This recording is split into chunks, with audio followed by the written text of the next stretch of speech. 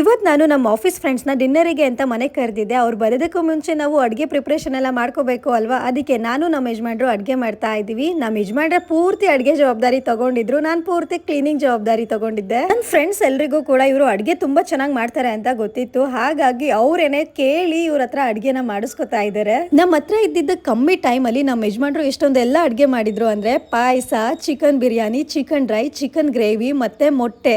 ನನ್ನ ಹೆಂಡತಿ ಫ್ರೆಂಡ್ಸ್ ಬರ್ತಿರೋದ್ರಿಂದ ನನ್ನ ಹೆಂಡ್ತಿನ ಯಾರ ಮುಂದೆನೂ ಯಾವತ್ತೂ ಕೂಡ ಯಾವುದರಲ್ಲೂ ಯಾವುದಕ್ಕೂ ಕೂಡ ಕಮ್ಮಿ ಮಾಡಲ್ಲ.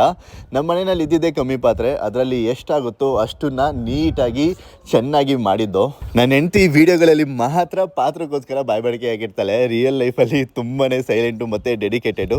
ನನ್ನ ಹೆಂಡ್ತಿ ಬಗ್ಗೆ ಯಾವಾಗಲೂ ಮಾತಾಡಬೇಕಿದ್ರು ಕೂಡ ಅವಳ ಬಗ್ಗೆ ತುಂಬಾ ಗೌರವ ಇರುತ್ತೆ. ನನಗೆ ತುಂಬ ಪ್ರೌಡ್ ಫೀಲ್ ಮಾಡ್ತೀನಿ. ಈ ಸ್ನೇಹ ಅನ್ನೋದಿದೆಯಲ್ಲ, ಇದು ನೆನಪು ಅಲ್ಲ, ಕನಸು ಅಲ್ಲ, ನಮ್ಮ ಜೊತೆ ಸದಾ ಇರೋ ಇನ್ನೊಂದು ಮನಸ್ಸು. ಎಲ್ಲರ ದಿನ ಶುಭವಾಗಲಿ, ಎಲ್ಲರೂ ಖುಷಿಯಾಗಿರಿ.